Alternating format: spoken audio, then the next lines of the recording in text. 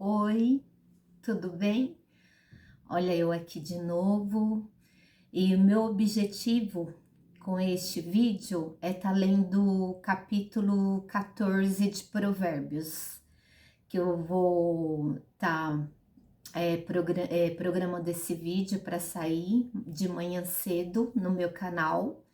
E eu quero ler o capítulo de Provérbios, que é o capítulo 14 de Provérbios. E a partir de agora, todo dia, eu quero estar lendo com vocês um capítulo de Provérbios, o capítulo do dia, né? Do amanhã, por exemplo, é dia 14, então eu vou estar lendo o capítulo 14. No dia 15, eu vou estar lendo o capítulo do dia 15, tá bom? E vou estar começando a leitura agora com vocês. Capítulo 14 de Provérbios. Vamos começar? A mulher sábia edifica a sua casa, mas com as próprias mãos a insensata derruba a sua.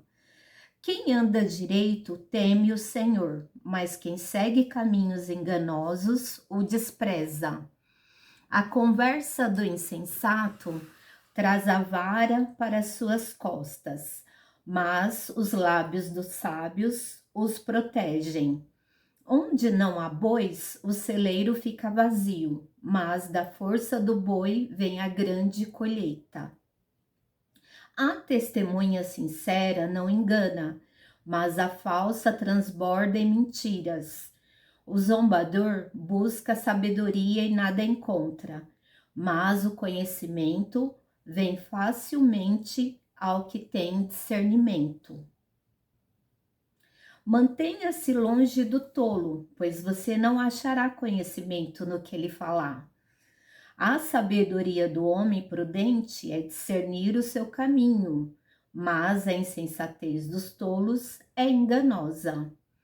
Os insensatos zombam da ideia de reparar o pecado cometido, mas a boa vontade está entre os justos. Cada coração conhece a sua própria amargura, e não há quem possa partilhar sua alegria. A casa dos ímpios será destruída, mas a tenda dos justos florescerá. Há caminho que parece certo ao homem, mas no final conduz à morte. Mesmo no riso, o coração pode sofrer e a alegria pode terminar em tristeza. Os infiéis receberão a retribuição de sua conduta, mas o homem bom será recompensado. O inexperiente acredita em qualquer coisa, mas o homem prudente vê bem onde pisa. O inexperiente acredita em qualquer coisa, mas o homem prudente vê bem onde pisa. O sábio é cauteloso e evita o mal, mas o tolo é impetuoso e irresponsável. Quem é irritadiço faz tolices, e o homem cheio de astúcias é odiado. Os inexperientes herdam a insensatez, mas o conhecimento é a coroa dos prudentes. Os maus se inclinarão diante dos homens de bem, e os ímpios às portas da justiça. Os pobres são evitados até por seus vizinhos, mas os amigos dos ricos são muitos. Quem despreza o próximo comete pecado, mas como é feliz quem trata com bondade os necessitados. Não é certo que se perdem os que só pensam no mal, mas os que planejam bem encontram amor e fidelidade. Todo trabalho árduo traz proveito, mas o só falar leva à pobreza. A riqueza dos sábios é a sua coroa, mas a insensatez dos tolos produz apenas insensatez. A testemunha que fala a verdade salva vidas, mas a testemunha falsa é enganosa. Aquele que teme o Senhor possui uma fortaleza segura, refúgio para os seus filhos. O temor do Senhor é fonte de vida e afasta das armadilhas da morte. Uma grande população é a glória do rei, mas sem súditos o príncipe está arruinado. O homem paciente dá prova de grande entendimento, mas o precipitado revela insensatez. O coração em paz dá vida ao corpo, mas a inveja apodrece os ossos. Oprimir o pobre é ultrajar o seu Criador, mas tratar com bondade o necessitado é honrar a Deus. Quando chega a calamidade, os ímpios são derrubados. Os justos, porém, até em face da morte encontram refúgio.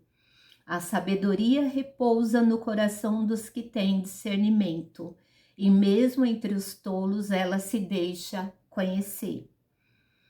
A justiça engrandece a nação, mas o pecado é uma vergonha para qualquer povo. O servo sábio agrada o rei, mas o que procede vergonhosamente incorre em sua ira. E aqui termina o capítulo de hoje, o capítulo 14 do livro de Provérbios. E eu quero falar brevemente sobre o primeiro versículo desse capítulo, que diz: a mulher sábia edifica a sua casa, mas com as próprias mãos a insensata derruba a sua. E esse versículo, ele fala muito ao meu coração, porque me lembra sobre o início da minha caminhada cristã, quando eu passei por diversos problemas de saúde, confusão, me separei do meu marido e passei por vários problemas no casamento. E estava distante do meu marido por assuntos que no momento assim não quero me aprofundar, mas pode ser que posteriormente, mais para frente, eu fale mais de uma forma mais profunda sobre isso. No momento eu vou falar de uma forma um pouquinho mais superficial. Então, eu estava passando por crise no casamento, problemas com meu marido, e esse versículo eu vejo ele como uma chave primordial para passar essa fase pela qual eu estava passando, porque eu tinha feito umas coisas que foi até por conta de problema de saúde, e eu maltratei meu esposo e nós nos separamos e ficamos distantes um do outro por um certo tempo.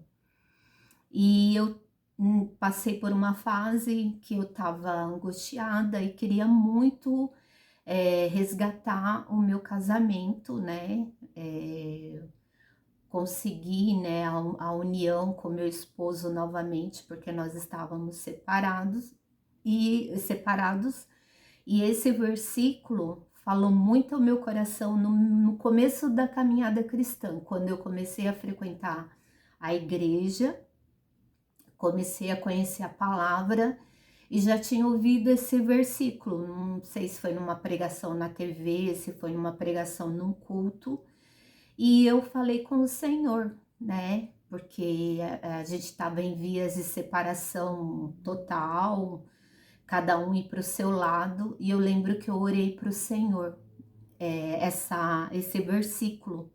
E eu creio que o Senhor me ouviu, porque eu estava triste, estava desesperada, e eu falei com o Senhor: Senhor, eu quero o meu casamento de volta.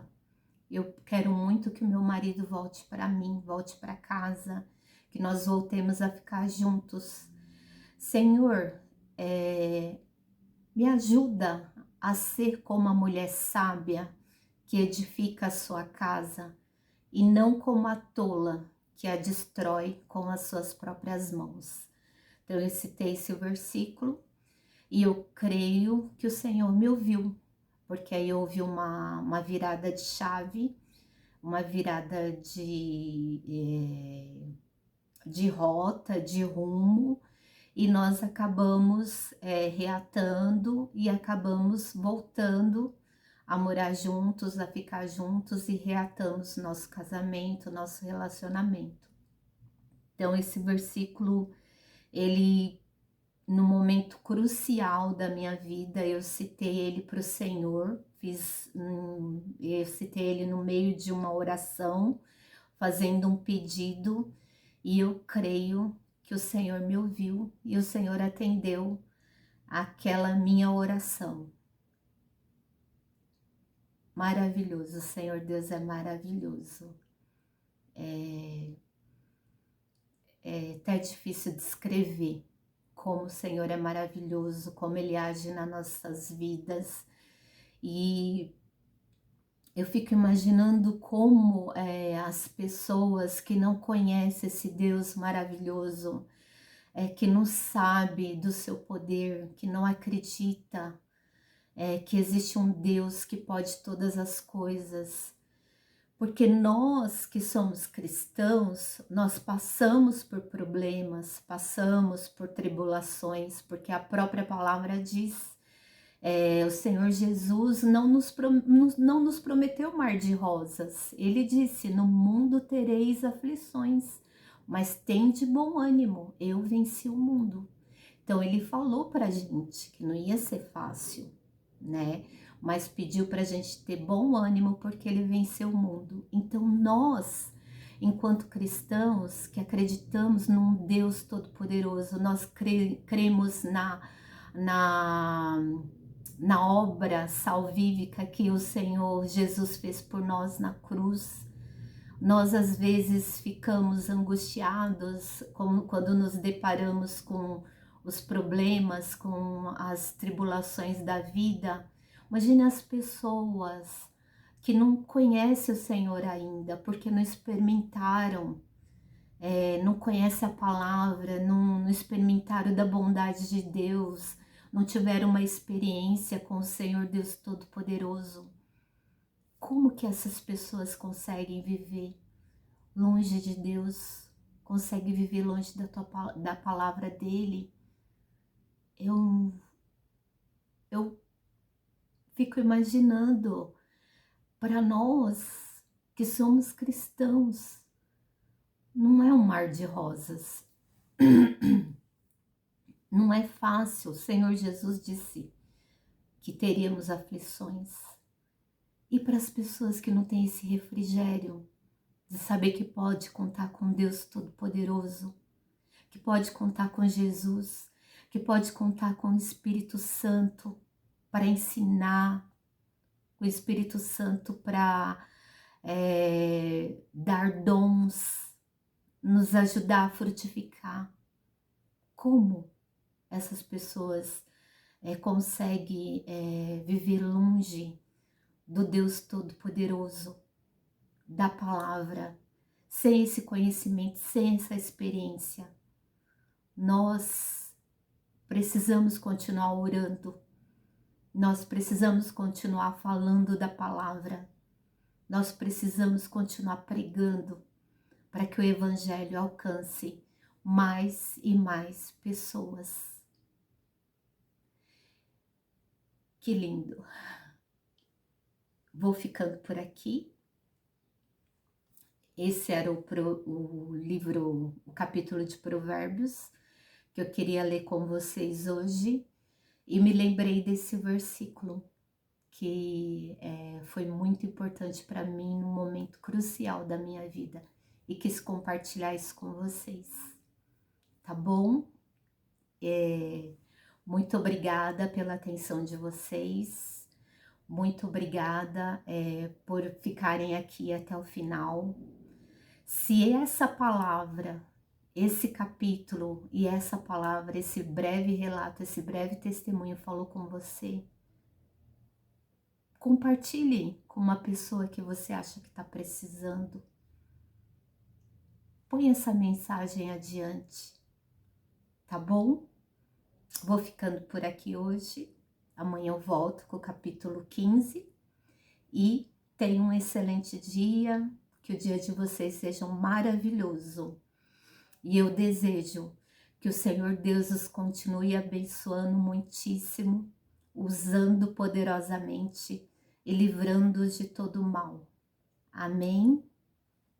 Tchau, tchau.